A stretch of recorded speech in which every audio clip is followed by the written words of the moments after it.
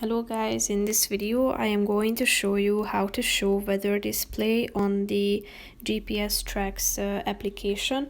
But first I just want to mention, don't forget to subscribe to my channel, because at 10,000 subscribers I am going to show you my whole YouTube revenue statistics and growth strategy, how to make money online. So let's jump into it.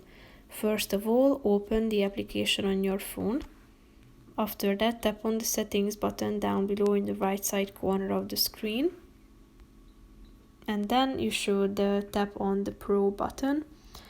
And here you can find the show weather display function, meaning that it will display the weather for your current location on the main map.